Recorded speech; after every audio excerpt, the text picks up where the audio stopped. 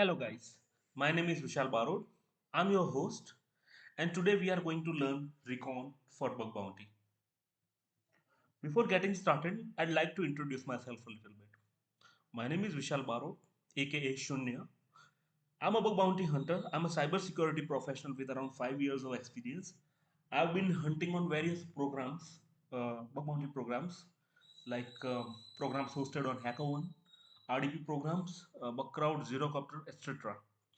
I found some really nice critical and high severity vulnerabilities in various well-known bug bounty programs.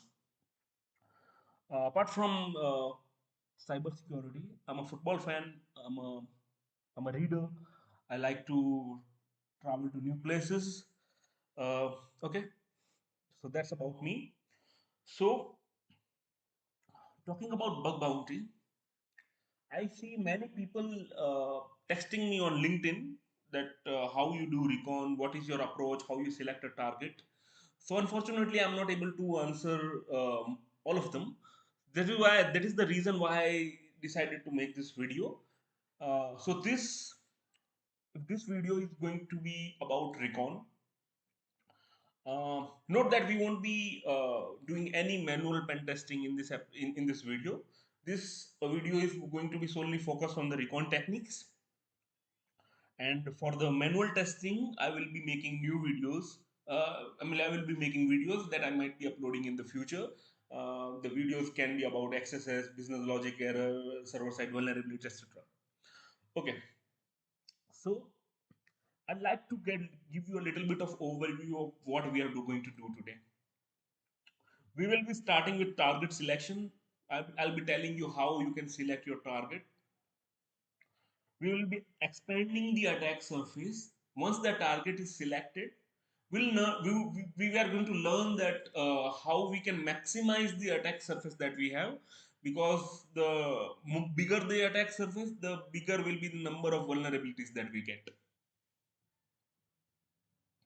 We are going to learn about GitHub and how we can utilize GitHub in order to find security vulnerabilities. We are going to learn about subdomain takeovers. We are going to do tech enumeration with different techniques, and we are going to read sensitive information through JS files. So let's start with target selection. Now, many people ask me how you select your target. So it depends on many things. For example, you have to understand your standpoint. You have to ask yourself that what kind of bounty hunter you are. Are you a beginner? Are you an intermediate? Or you're already an expert? So the people who are already expert, I don't have anything to any suggestion for them. They can select the target according to their own will. But the people who are just starting bug bounty hunting, they have to understand that they are right now they are starting their bug bounty journey. So they want a target. They should pick a target that is having a big scope. Okay, so preferably the scope should contain wildcard domains. It should contain, if you find any target that is also providing bounty for the acquisition, that is also well and good, because the acquisitions might be little less hunted than the main domains. So that is something that you can take into the consideration. Second thing, evaluate the time that you can dedicate. For example, my daily hunting time is 40 minutes, or let's say 1 hour. Then I might not want to hunt on a target that is hosted on HackerOne, and that too it is a public bug bounty program. For example, let's say github.com, or let's say some other site that is not having that is very competitive, and also it is not having many wildcard domains. So that is an example of a target that I might not want to select when I'm a beginner. So if you are if you're if you are just having 1 hour of time, you are dedicating 1 hour of time, or let's say 2 hours of time, then I would recommend you to start with programs that are having very big scope. Okay, most preferably you can start with RDP programs. You can also check out for the HackerOne public programs as well with big scope. So that is something that I can suggest you. But yeah, I'll prefer you starting with the RDP programs first. And once you start getting comfortable, you can move to hackathon.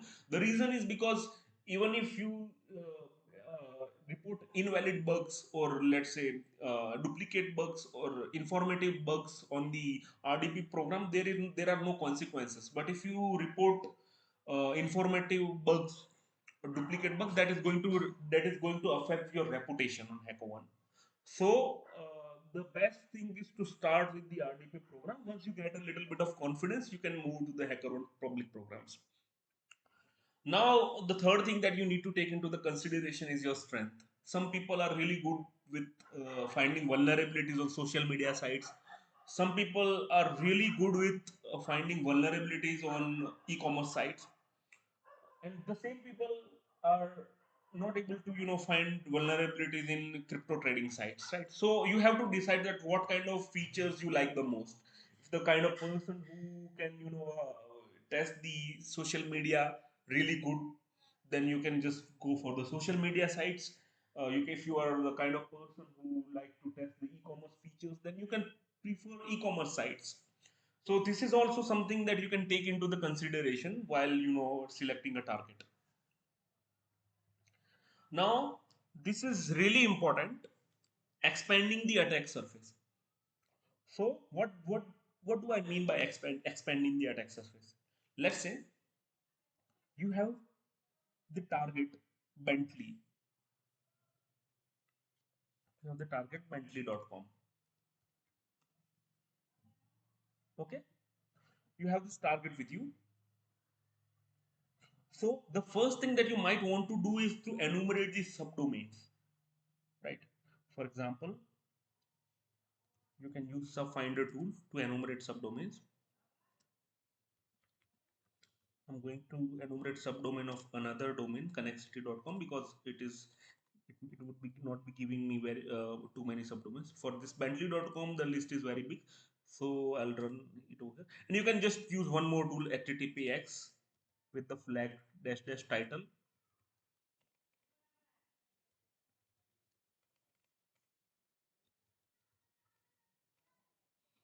and dash dash status dash code.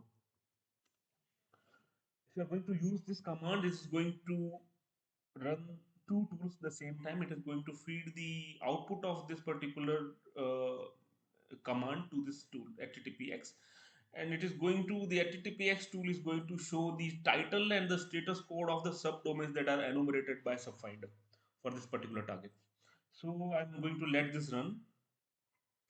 Okay, once the subdomain enumeration is done, you will be getting a list of subdomains with you, and you can check that what subdomains that you want to test manually and what are the subdomains that you don't need to perform manual testing on. For example, if you find some subdomain with internal server error, there is not much really something that you can do on that. But if you find subdomains with status code like 404, you can surely check for subdomain takeover vulnerabilities. You can check for directory brute forcing. You can check. You can do certain things, right? You can check for if there is any CV that you can exploit. In the banner, if it is leaking something that you want to exploit, that you can want to find some known CVs for. So these are the things that you can do. Let's see if the output has yeah, here. So see,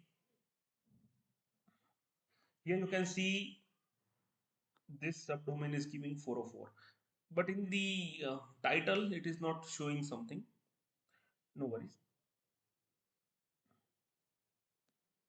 So what we can do is we can just copy this subdomain and see what does it show. Yeah, no web page was found for the web address, like that. Okay, now this is what you can do with the 404 status code pages, that the subdomain which are showing 404, you can see what kind of error it is given, and through which you can find subdomain takeover vulnerabilities. How? I will tell you in the further slides. So this is how you can do subdomain takeover. And for the subdomains which are giving 200 and 300 as 3xx and 2xx, as status code, you can do manual testing on those domains. If there are any features like login feature, registration, you can check for injection. And note that if the subdomain which are giving 404, it is not mandatory that you won't be finding other vulnerabilities over there. For example, if there is a page which is there is a subdomain, if you open that subdomain, it is giving 404 as status code, but it is also loading some HTML content. Okay, so there is a chance that you might get client-side injection vulnerability over there. Note that XSS has nothing to do with the status code. It has, it is, it can persist on the places where the HTML is rendering. Okay, so even if a 404 page is also rendering HTML data, you can inject your script and see if the injected input can be a part of that rendered HTML data. So yeah, now the second thing that you can do to maximize your attack surface is to find out the acquisition. So many programs are there, they don't specific explicitly define the scope. So even if you report the vulnerabilities that you have found in the acquisitions, for example, Google's bug bounty program allow you to hunt on the acquisitions as well. So if you find any vulnerabilities into the into the organizations or into the applications that are directly that are directly acquired by Google, that are acquired by Google, or they are subsidiaries of Google, then if you find vulnerabilities over there, then it can be reported to the Google bug bounty program and they might reward you for the same. So second important thing is to find acquisitions. How can we do it? We can do, for example, let's assume Bentley systems. You can check for the Wikipedia page of the company and you can search for the acquisitions like that.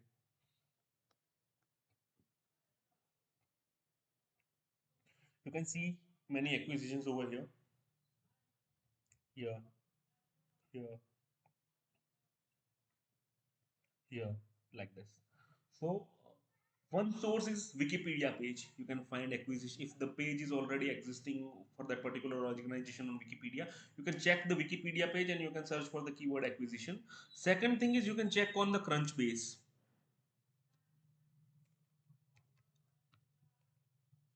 All I have to type is Bentley Systems Acquisitions Crunchbase.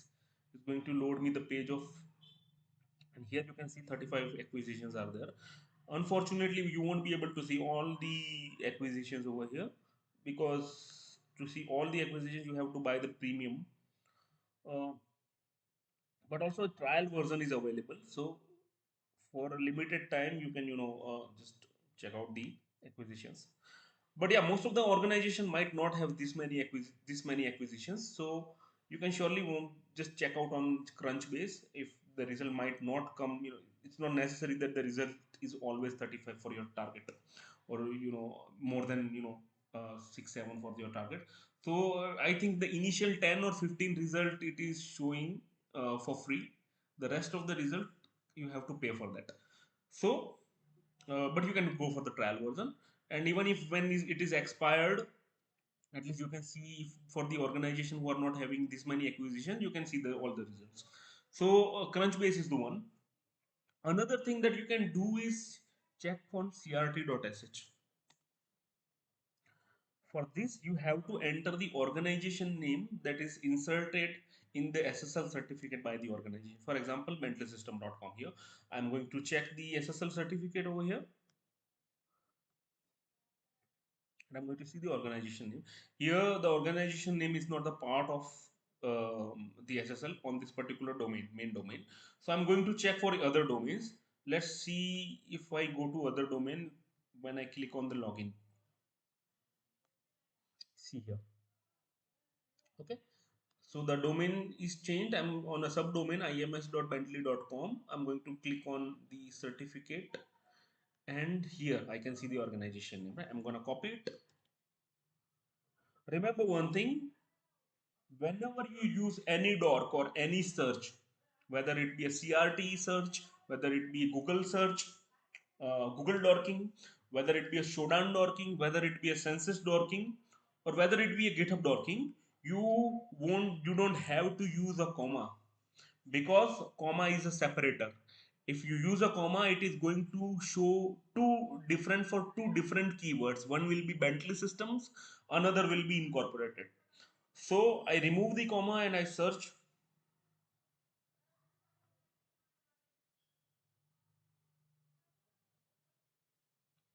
and it is going to load me many results.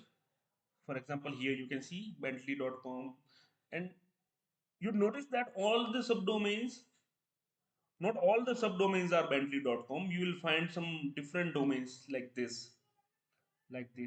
They are also having Bentley Systems Incorporated as the organization name in their SSL certificate, which means that these domains are part of Bentley Systems Incorporated. So this is how you can maximize your attack surface.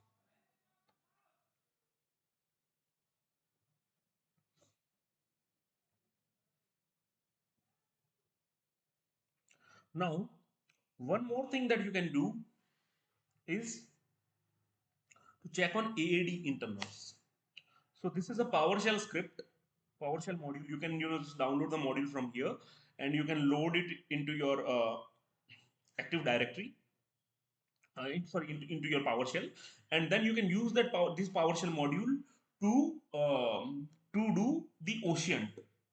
Now, let's understand a little bit of theory before using the AAD internals. Let's say you have an organization, and your organization is having a tenant ID. Now you are acquiring more organization through that particular organization, and you are registering those organization into the same tenant ID.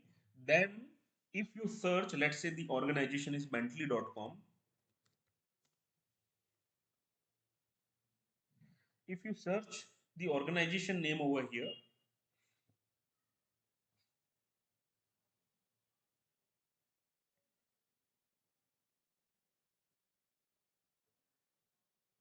then it is going to load all the domains that belongs to bentley.com, and it is also going to load all the subsidiary company domains of bentley.com. For example, these are all the domains that are either the domain of bentley.com or the domains of the subsidiaries that belongs to bentley.com. So what is it is doing in the backend is it is going to check the tenant ID of bentley.com, and the tenant ID is it, and is also checking what are the other domains that are listed under the same tenant ID, and it is showing the list over here. So are something this is something that you can just do in order to maximize your attack surface.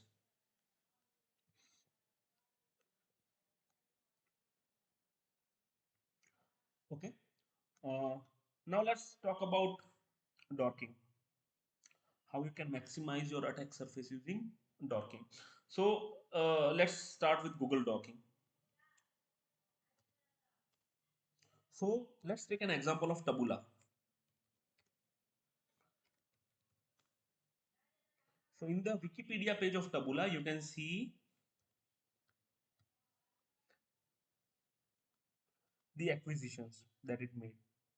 You can also see Taboola announced its acquisitions Connexity. Okay. So now from this particular page, we got to know that Connexity is a part of Taboola. Now we search for connexity.com,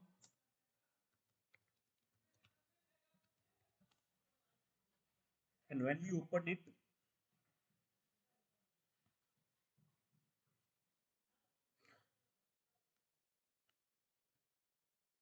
you can check the privacy notice or the privacy policy here, and you can try to find some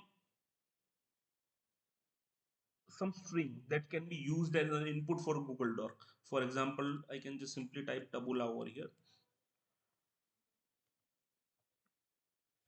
On the privacy page, I'm not getting such string, but on the footer here, you can see is a Taboola company, is a string, right? So I can just simply put this string in between double quote and do a Google search. Here you can see, okay, Skimlinks is a Taboola company. So I found one more company that belongs to tabula.com, okay, by using Google Docking. So you can create your doc, you can create your logics to, in order you can find such strings that are common in between various related organizations, and you can use such strings in order to find you interesting domains that are inside in your scope. Also, you can use Google Docking in order to find the new bug bounty programs. How? I'll tell you. For example, you want to find bug bounty program like this here.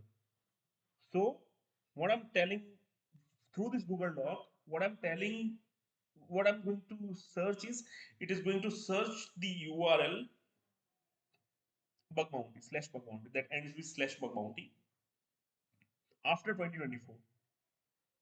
So obviously this Google Doc is not going to uh, uh, feed me too many results because we have 1st of uh, January 2025 now. So, but if you try this Google Doc after a month, right, then you will have fresh programs over here. You can also make changes like, you can just simply, just remove it and type responsible disclosure or just bounty program like that. You can write bounty program like that. Okay. And after a month or after 2 months it might show you result, which and those results will be the program that are hosted in 2025, in January 2025, right? So this is how you can utilize Google Docking in order to find if, let's say if I type 2023, then it is going to show me some results. See here, you can see glia, you can see UX scan, okay? Ola caps. So this is an old bug bounty program, but this is updated on 11 June 2024, right? So like it is not necessary that if with this dog you are going to get a fresh new bug bounty program. It will be going to feed you the result of the pages that are updated after 2023. But in that there is a chance that there might be some uh, there might be some new program because it will be also looking for new pages as well as the updated pages. So, and also if it loads you the new page, updated pages, there might be something that it can be also helpful to you, because let's say if I made some changes in my bug bounty program and added some new scope, right? So using this doc, you will be able to list down all the bug bounty programs that made recent changes in the policy, or you will be getting and in that changes might include new domains in the scope. And using this doc, you can also find out the new programs that I already showed you how. You can also use uh, keywords like you can also use some other keywords like, for example, site colon. If you want to, you're just interested in .io, okay, then it is going to even list down this blink.io and all. So this is going to list down the programs that are ending with .io and .io domain, and it is going to, and all programs are the page is updated after 2023, which means here 2024 will be showing. So this is how you can just use some tricks, some keywords in order to find new programs.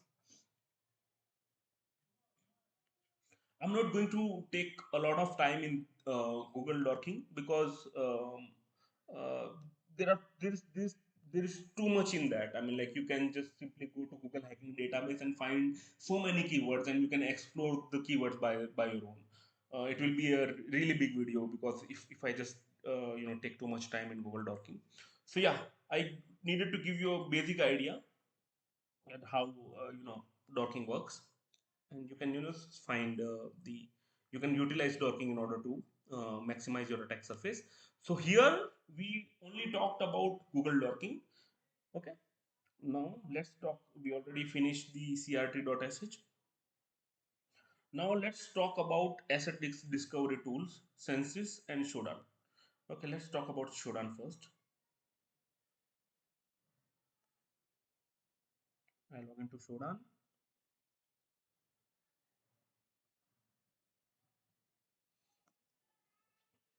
So there is a keyword called SSL colon double quotes, and in double quotes you have to write the organization name, and we already know the organization name for the our test site, for our target site. So it is Bentley Systems Incorporated.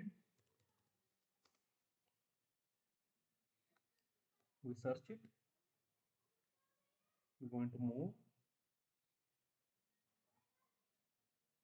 and here you can filter results accordingly, like the way you want to see the result you can see it.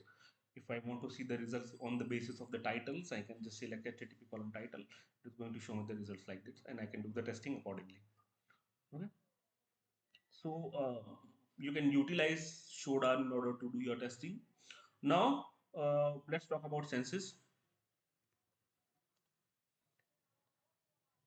I search for, let's say, tabula.com.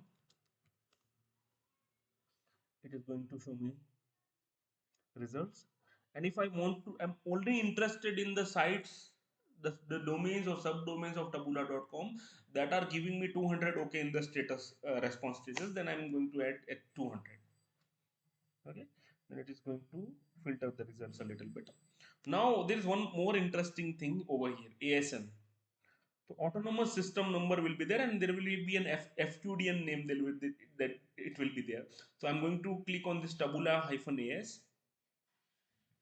I'm going to remove this part, and you can see that it is going to show me all the IP addresses that are labeled under this FQDN name, and it will be also be having this ASN number. I can also use this ASN number as well. For example, this here.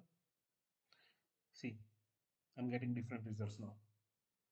Okay, so you have to utilize the ASN name as well as the ASN number in order to find the assets, hidden assets. Okay, okay. There's one more thing that you can do when you check the ASN name. You can try to play around with the ASN name. For example, here I can see tabula hyphen AS. It is there, right? I just can just remove AS and see if it is loading some resource or not.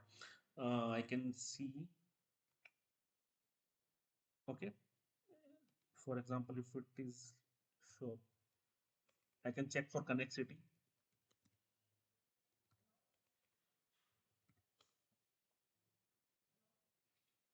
Let's just type connectivity.com.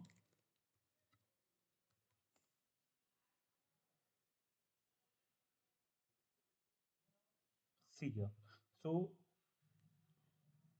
the name it is showing me is Shopzilla.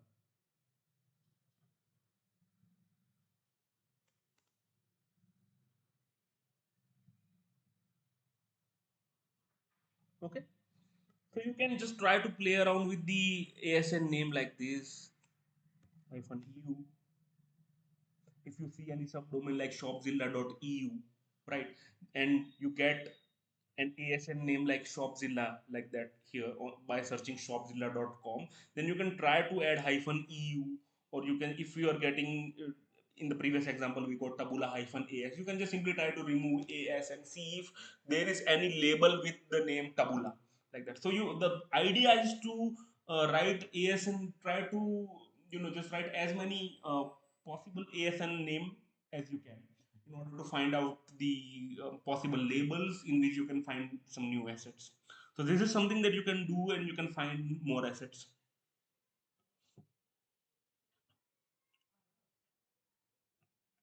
Okay, cool. So now let's talk about GitHub.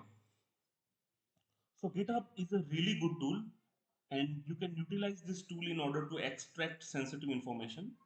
For this, I need to start my VM.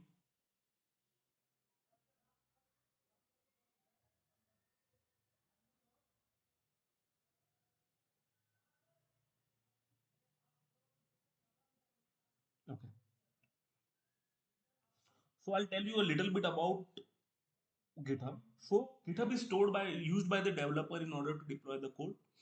in order to store the code, in order to do their routine activities. And in the process, sometimes the internal information is leaked. For example, a developer is not expected to store some sensitive company related information or credential in personal repository, but they sometimes do.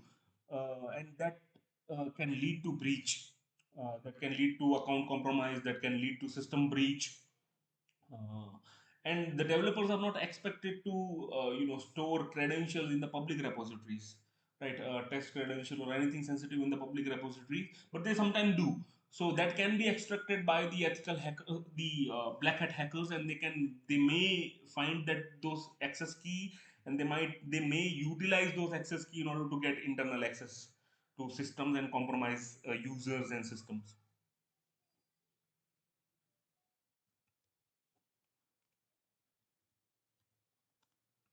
I'm going to browse to github.com.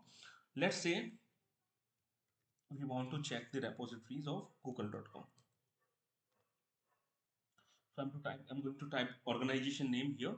So I can see or colon google.com. This is the keyword to see the organization page of the google.com, and I want to search for the passwords.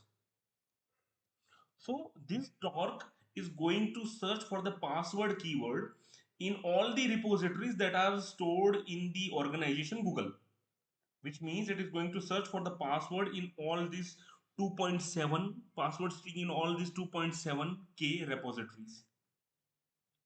Okay, I'm going to hit on search, and in the code I can see 9k response. Okay, now I can just use some keywords like not demo, not test. Okay, so it is going to filter the test words.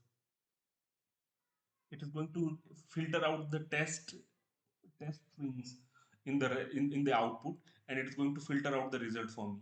So for example, if some developer has used some stored some trust passwords and all which are of no use to me, then those kind of results will be filtered out. So this is what every person do, right? But what is something different that we can use through GitHub in order to find vulnerabilities that other people who are also doing GitHub dogging might not able to find? So you have to go to the organization.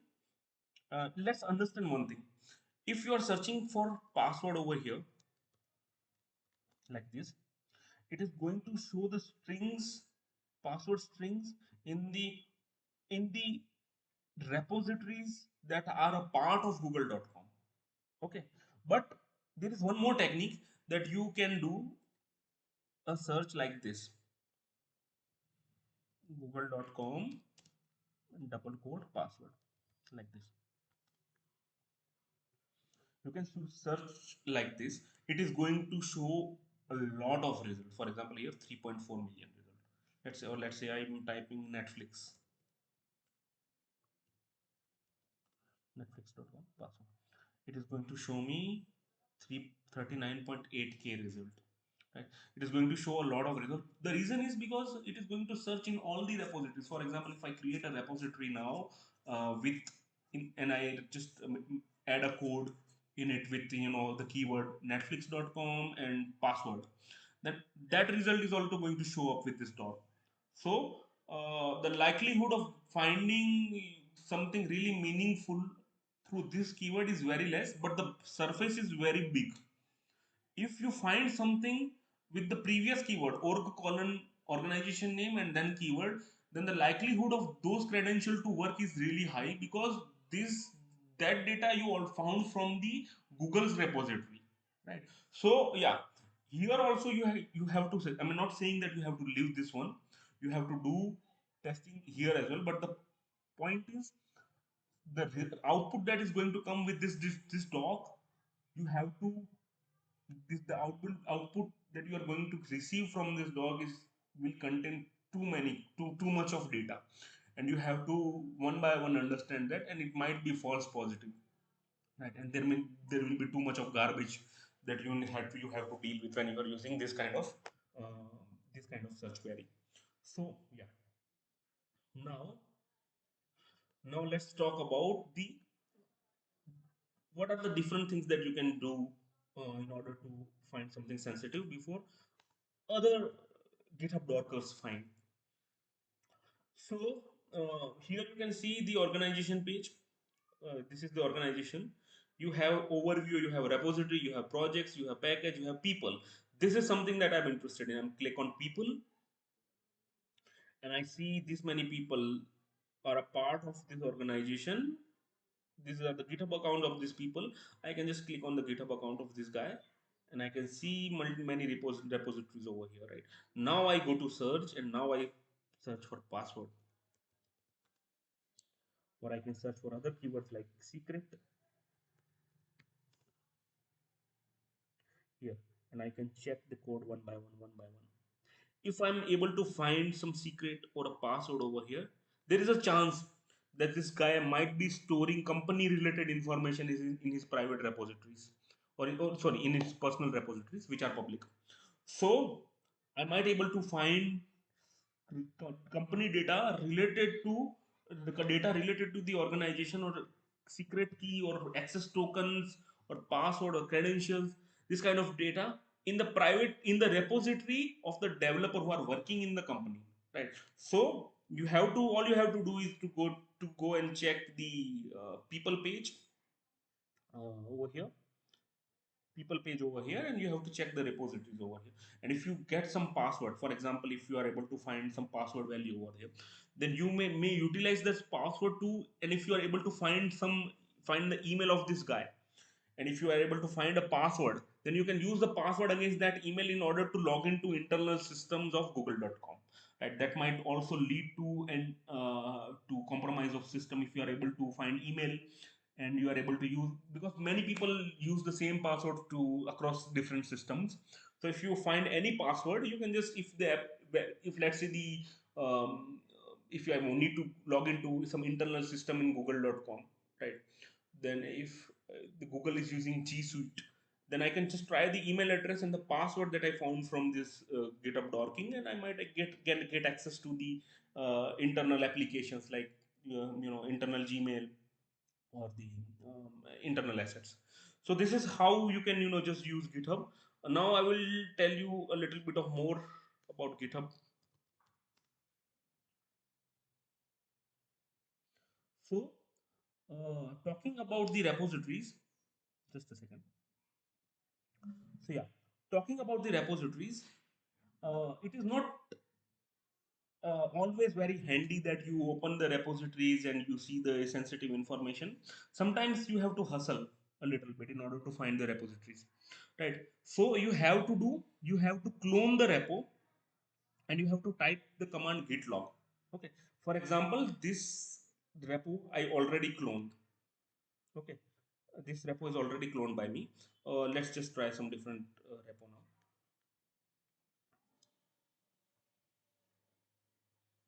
Let's say this one. Okay. So I'm going to clone this repo.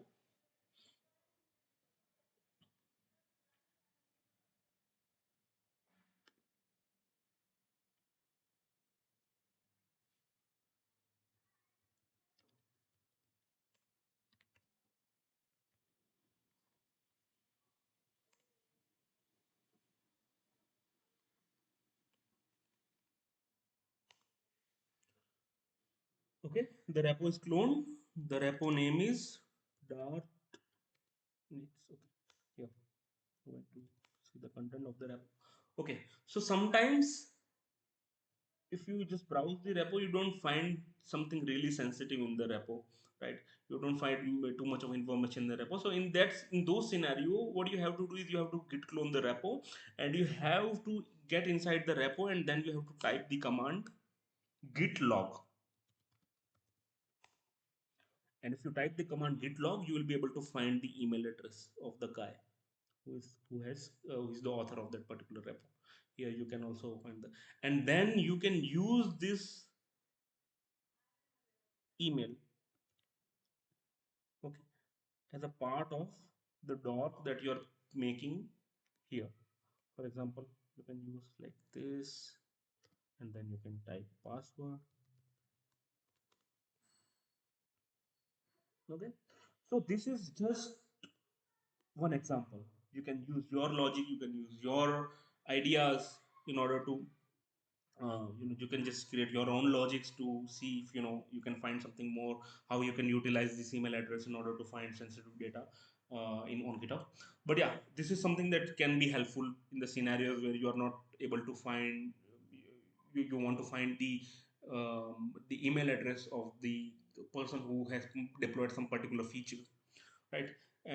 Then you might be able to, if you already found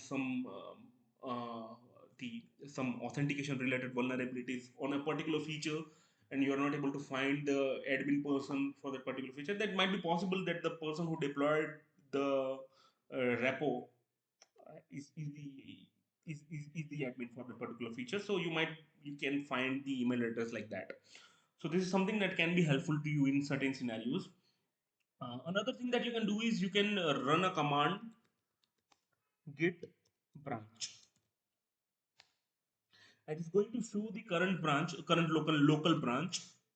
It is going to show the local branch, and then you have to run the command dash dash remote like that. So it is going to show you all the.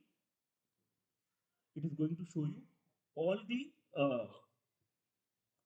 remote branch that may have been used to store sensitive information.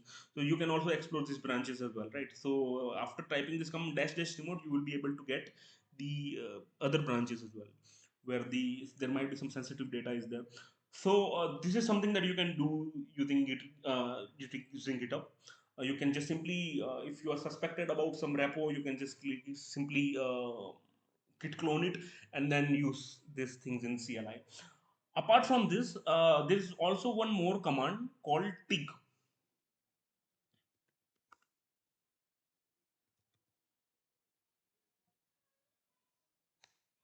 See here, it is going to show you the deleted and added items. Okay, all you have to do is just go up and down. It is going to show you the changes that are made like that. So sometimes you might be able to see some very really sensitive information over here. For example, if there was a password that was added by someone and that particular password was deleted, then it might be showing you that particular string over here, that this value was deleted by you by the author. So it can be really helpful sometimes. You might be able to find some really cool secrets over here, and this data might not be it is not might be visible on in the repository over GitHub. So it is really important to just check, dump the GitHub repo and run some commands in order to find out the deleted data, deleted strings. It may contain some credential that can be used for the purpose of account takeover or getting internal access. Okay. Okay.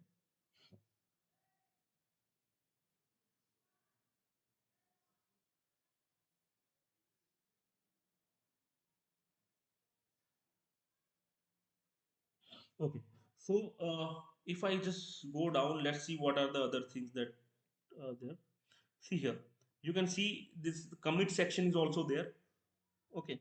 You can also see the commit section where you can also see that what are the changes that are deployed by the author.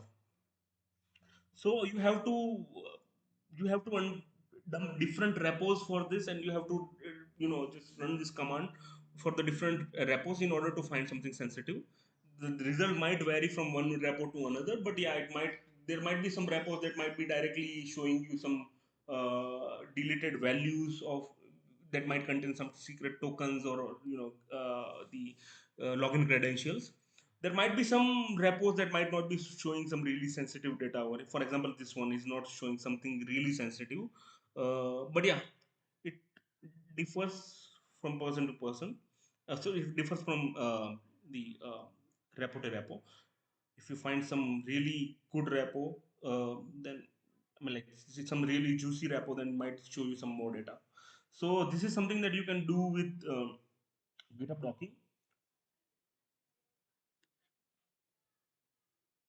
Okay, GitHub can be used for mass sensitive information, for as a source of finding mass sensitive information. I already showed you how. You can use GitHub docking. You can use different keywords like password, secret, token, access underscore token, API underscore key in your GitHub docs in order to find sensitive information. You can also use keyword credentials. You can also use password keyword in different forms like PASS, PASSWD, PASSWRD, like that. Uh, this is something that you can do. I already showed you how to find out related data. For example, you can just simply find the email of the author and then use that email address as a part of the doc in order to find password related to that particular email. Okay, now in the beginning of this session, I told you when you enumerate the subdomains, you get a list of domains, right? And in this you also get some subdomain which are giving 404 as status code, right? So these 404s are the subdomains that might be vulnerable to subdomain takeover vulnerability. So how to check that? Let's just enumerate these subdomains once again. I'll tell you how I do it. I enumerate this subdomain, this time without httpx. So subdomain takeover is a vulnerability which passes when a subdomain in the DNS record of that particular subdomain, the CNAME record is pointing to a service that is not active, or that is not existing at that particular moment. For example, uh, I want to host my website on Amazon S3 bucket. So I buy service from Amazon S3, Amazon AWS, and I create a bucket over there. Okay, so in my CNAME record, there will be a URL of the Amazon S3 bucket. For example, it can be like s3.amazon.aws slash my bucket name.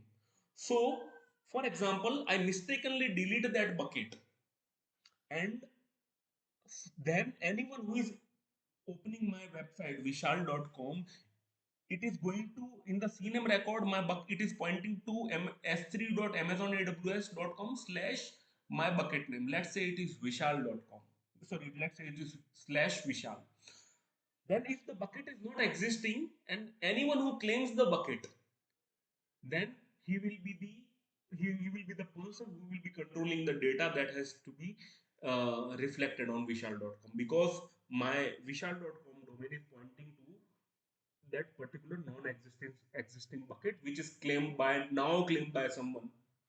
So subdomain takeover is a vulnerability when you are hosting your subdomain on a service, and that particular asset that is assigned by that service to you. Okay, or you can also call it a subdomain of that particular service. That particular resource or that particular service that it is pointing to, it is not existing, and anyone can claim, because it is non-existing, anyone can claim that particular service, and indirectly he can control the data that is being reflected in on your subdomain. Okay, so that is a subdomain takeover vulnerability. You can do a little bit of research about it. So I'll tell you how to find it. I just copy these subdomains. I go to URL openers. Sorry, this one is the open.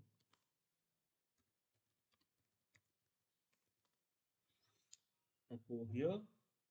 I paste the subdomains over here.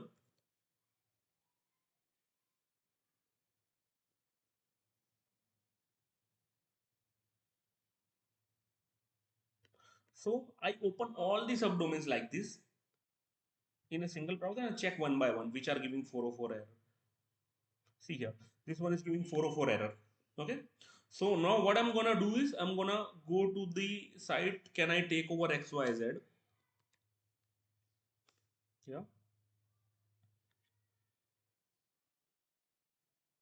here it is giving 404, and what is the what is the error message? It is page can't be found. So I'm going to search this keyword over here. Page can't be found. So here it is not listed. The error page is not listed over here, right? So let's check some other.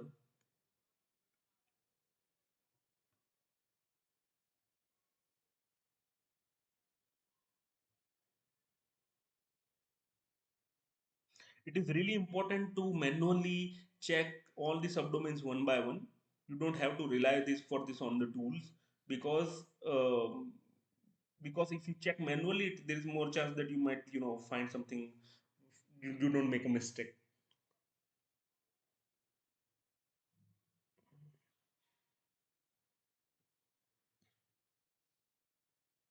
This is the 401 page, so we don't have to check on this one. Looks like you are lost. This is also 404 page, so let's check.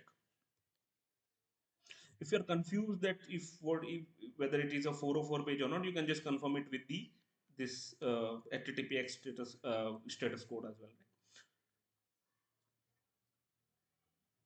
Survey.connexity.com, you can check. Sorry, insta page. So here, see, this is insta page, right? This is insta page. Looks like you are lost. Okay, so insta page is listed over here. Sometime it will be also be listing the name of the service that the subdomain is using. For example, here it listed insta page. Here it listed as sometime it might not be mentioning the service name over here. So we have to search for this the error message, as well as the uh, we have to search whatever string is loaded over here, right? Here I can simply see insta page, so I'll search it over. If insta page is not there here, then I will search this error message over here. So let's see insta page. Here it is showing non vulnerable, which means that even if instapage instapage hosted page subdomains are showing 404 error, they cannot be taken over. Like, now let's take an example. Let's say if we have a subdomain which is showing this error, 404 blog is not found. Okay, we search it over here and we see the result over here. We will be able to figure out that it is being hosted by Hatena blog, and it is vulnerable, which means it is worth putting efforts. Now you can just check, go to Hatena blog and see how you can create a service. And then once the service is created, you can point the vulnerable domain. For example, if this is vulnerable, you can just point, you can add the custom domain, this custom domain, to your created domain, to your Hatena blog subdomain. Okay, by doing that, this that Hatena block domain that you created will be added as a CNAME pointer to this particular domain, to your custom domain. Okay, this is how you can do subdomain takeover. So you can just simply open all the subdomain, check for the error messages, and search it over here. So yeah, this is about subdomain takeover. Yeah, one more thing. There will be vulnerable label, there will be non-vulnerable label, and there will be edge case label. So edge case, what like uh, in edge case, I mean, like sometimes it is vulnerable, sometimes it is not vulnerable. You have to find and check. For example, I saw this on Netlify. Yeah. I found a subdomain takeover vulnerability, and it showed net edge case over here. I found a subdomain which was hosted on Netlify, and it was showing edge case. So I tried it anyway, and I got success. I was able to claim the subdomain that was hosted on Netlify. I simply created an account on Netlify. It gave me a custom domain, and then I pointed it to the vulnerable domain. It was pretty easy. So yeah, you have to focus on the edge case and the vulnerable. Mostly, you have to focus on vulnerable, but you don't have to ignore the edge case one.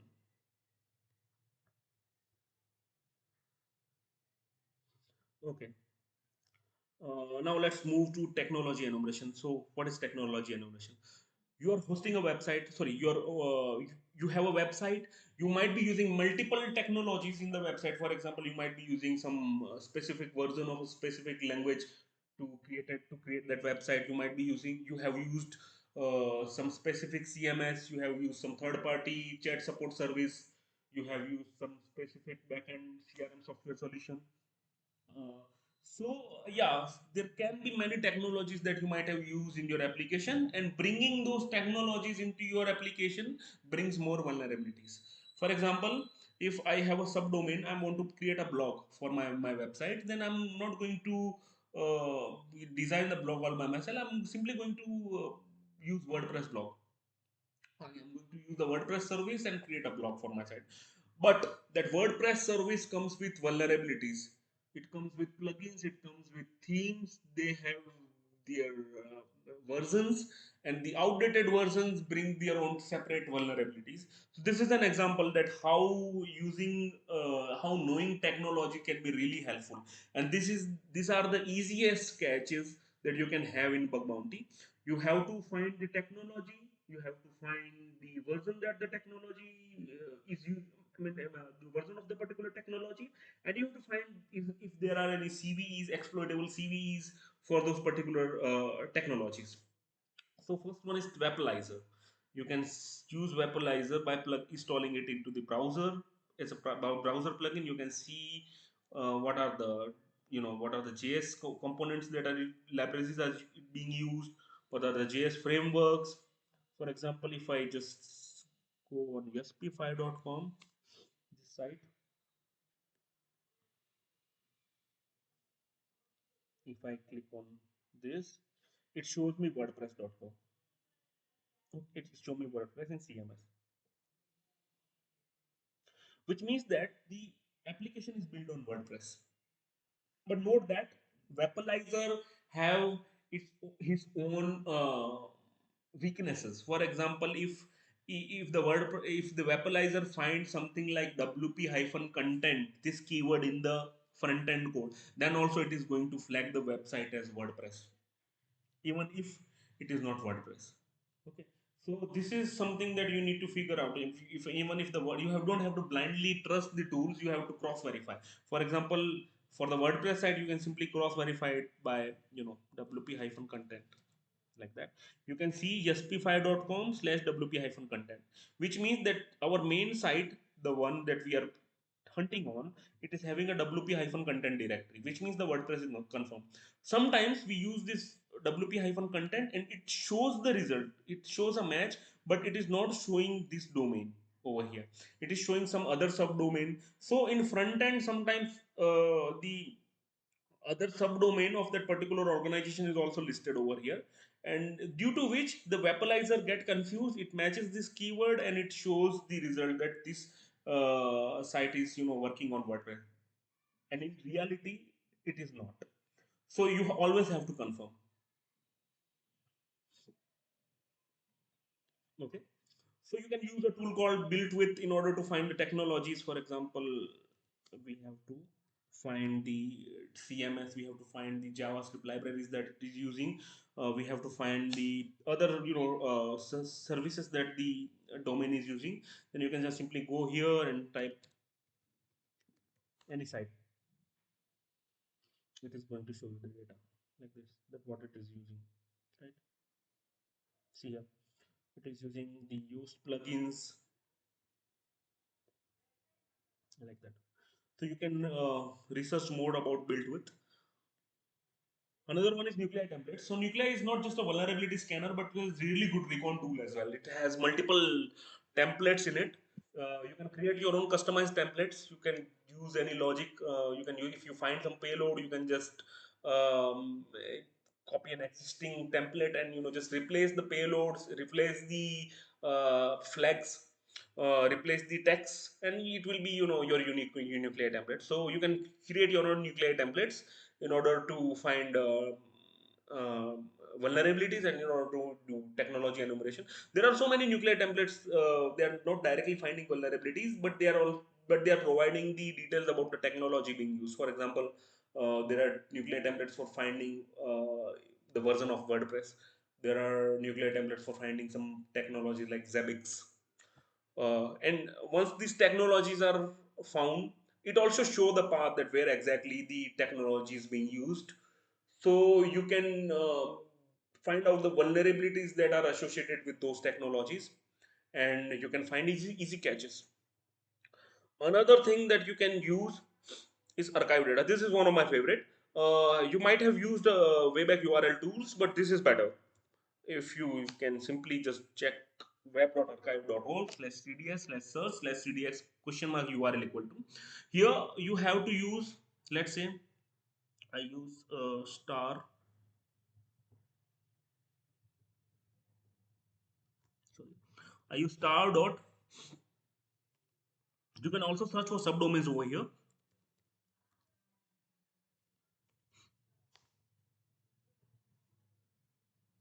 You can see I got so many results over here like that. Now the difference between Wayback URL and archive.org is Wayback URL is also collecting the data from archive.org only, but it is filtering too much. Right here, the result will be much more than Wayback URLs.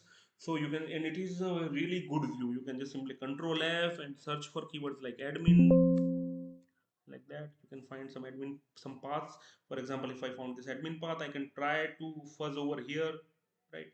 Admin slash fuzz using fuzzing tools, directory sourcing tools.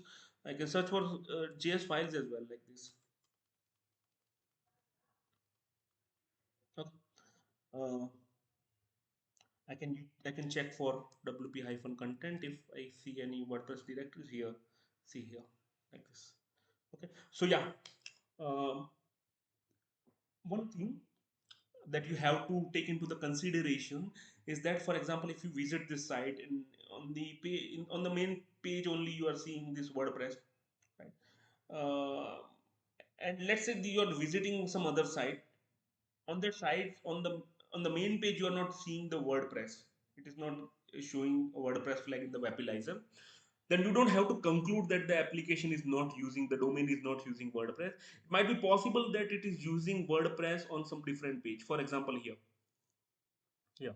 For example, if you open blog.gravityrd.com, it might not show WordPress in the webalizer. But if you open blog.gravityrd.com/gravityblog, this page, the WordPress will be there because the wp-content directory is not hosted on the root, but it is hosted on the gravity-blog path. So you have to check on all these, on the possible paths where the technology can be there. Okay, so this is something that you can add into your bucket. Okay.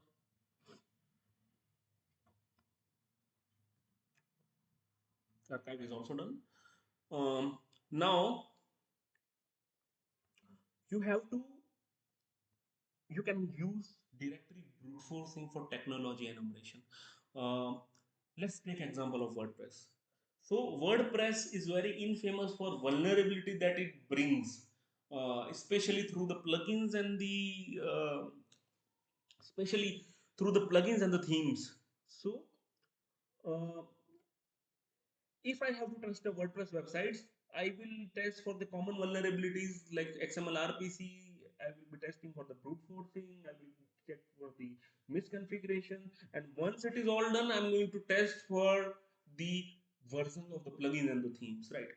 So there's a tool called WP Scan. You can use that tool and it will be listing out the what are the plugins that are vulnerable and outdated and what are the CVEs that those plugins are. Generally, I used to explore that tool earlier, and I got so many bounties from using that tool. But after a certain point, I quit using that tool. I found a better approach to find more result. Okay, so you have to understand the structure of WordPress first. It will be always be starting with a WP hyphen content, and then it will be starting with a plugin. Okay, so let me search WP hyphen content. See here, like this. So the structure will be like this: WP hyphen content slash plugin, and then there will be plugin name. And after plugin name, there always will be a file called readme.txt. For example, this one. I control U the page, control F the page, and then plug in. Yeah. So you can see I get around 10 to 15 plugins over it. Some are repeated like these repeated. So I from control, I just, if I control U the page, I view the source, view the source of this page. I see some plugins like 10, 15. I'm not sure how many, but yeah, they are under 10. So I'm getting the plugins. I click here, here, and then after plugins and then plugin name I type readme.txt. Okay, then there will be a stable tag. It will be showing me the version of that particular plugin. Now all I have to do is copy this, and I have to go to wp scan slash plugin, and I have to type the name of the plugin. Sorry,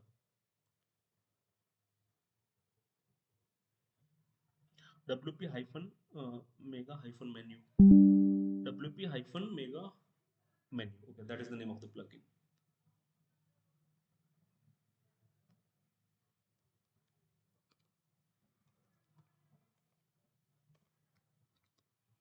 Okay, so here you can see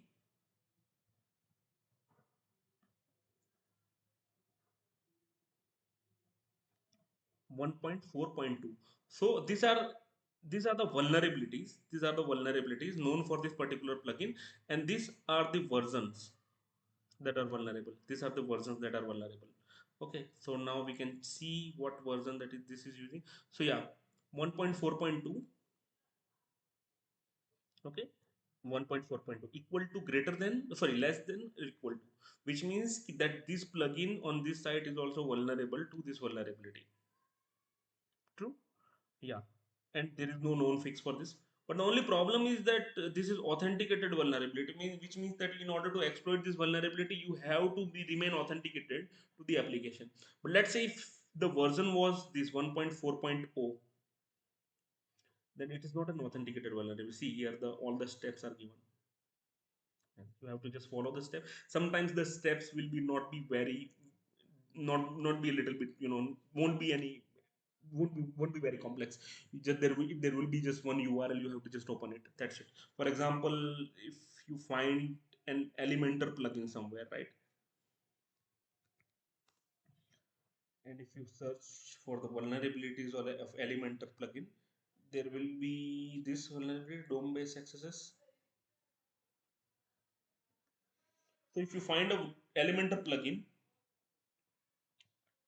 on the target side, and you get a DOM based and if it is less than 3.5.6, the stable tag is showing version below this, then you have to copy this much part. You have to copy this part and you have to paste it.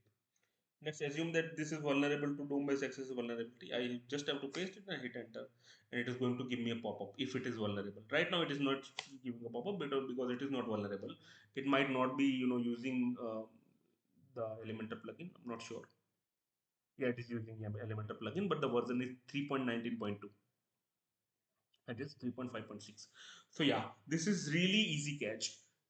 But here, how am I going to find the plugins that it is using? Right, it is showing me uh, 10-15 plugins on the front page. I'm like through the view source, but how am I going to find more plugins? So the answer is through WP scan. And the second, the most reliable thing that you can do is directory brute forcing. For example, this SP5 is a site, and to find the plugins that are used by SP5 site, then I will just use this tool called FUF for directory brute forcing. I'm going to set the URL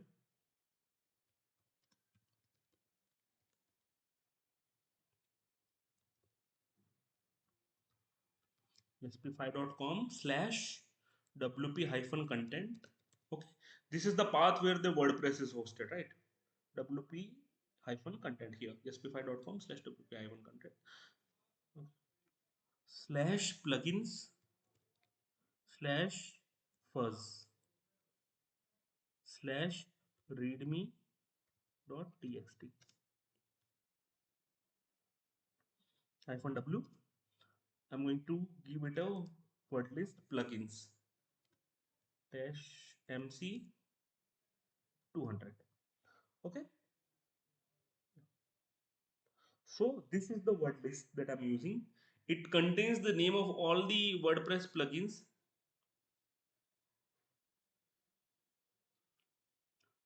Just a second. Let me just use a different word list.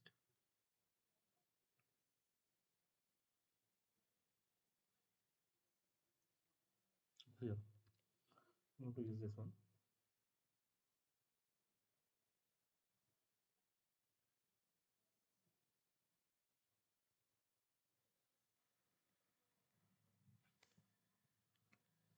Okay. So this word list contains the name of the plugins.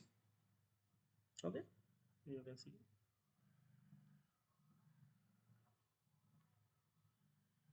I'm going to correct, the, replace the name with the WP plugins.txt. Okay. Dash MC 200.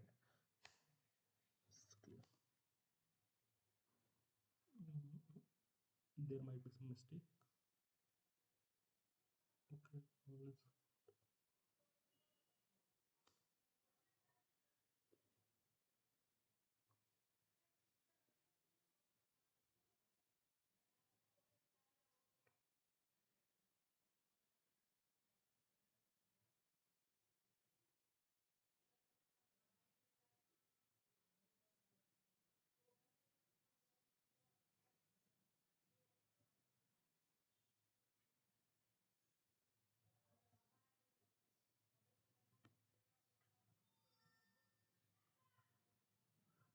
Okay. Okay. Okay. Sorry. I have to check.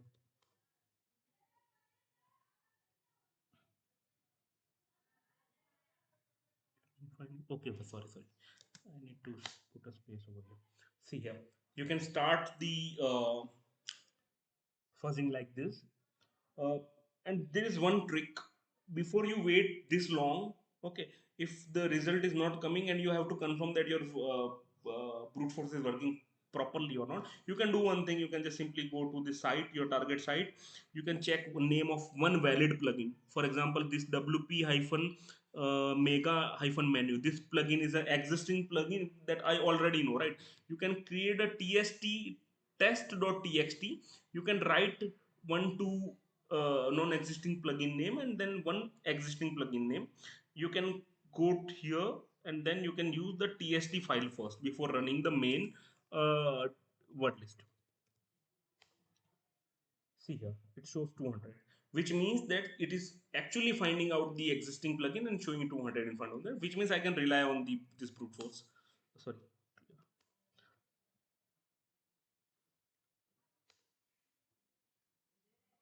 So it is going to load me much more result than WP scan. Okay. So this was the example uh, in which I used WordPress as the technology. But there are so many things that you can do. I mean, like it's not just WordPress. You can run brute forcing on the main domain, on any of the domain on the root itself. If you find something, some sensitive path, you can you can do fuzzing anywhere. Actually, you can do fuzzing anywhere. Then it is not compulsory that the services will be hosted on the root part only, and you cannot just simply assume that it won't be this particular path won't be having any service. The services can be hosted anywhere at any path. So it is always recommended to use the brute forcing, directory brute forcing on various paths that you suspect according to your application logic.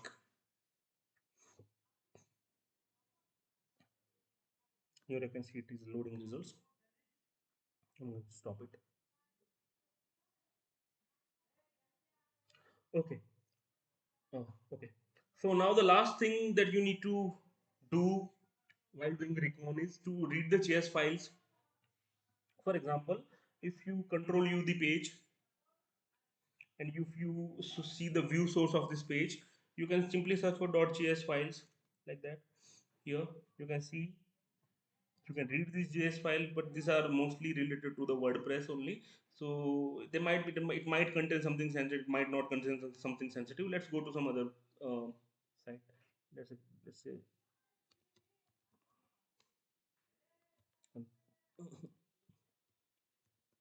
I go to this, see here, okay. So you can read JS files like this, okay. And one thing, that when you read the JS file, also observe the path. For example, if you are opening this JS file, you can just open it and you can see, search for keywords like password, key, etc., etc. But also make sure that the path, what is the path? For example, if I go back to the archive engine,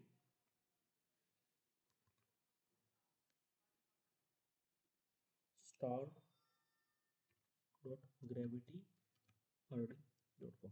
Okay, so you can also use archive engine to find out JS files. Some JS file might not be listed on the front end, so you can use archive engine to find those JS files. It's okay. Here, Control F .js. Here, you can see, you can read the JS files, right? So these are the JS files that I believe are, modified by the developers. But if you see this vendor, vendor, right? You can simply ignore these JS files because they might not be modified by the vendor, by the application developer. They are mostly vendor JS files, so you don't need to. If even if you find anything in that, it might, there is a chance that it might not be very sensitive. So you can ignore those JS files. See here, you can read this JS file like that. Also on the archive engine, one more thing, you can search for other keywords like .json. You can find out the JSON endpoints, JSON files that might be exposing some sensitive information to you. You can search for password keywords also here. You can use for key. You can search for JWT, like searching for EY, equal to EY, like sorry, equal to EY, like that. Okay. And when you search for the endpoints through archive engine, it will be showing you everything. So sometimes what happens is that the developer uh, take down a feature, but they forget to take down the endpoint. So uh, that those URLs are saved in the historical data in the archive engine. So you can find those kind of parameters. The feature is down, the parameter is still live. So there is a good chance of finding excesses or injection or SQL injection vulnerabilities over there. So it is always recommended to check for, the archive data here. And also there might be some JS file that the developer might be thinking that it is taken down, but in fact it is live. So you can find such files, such endpoints over here, and you can find some really sensitive data over there.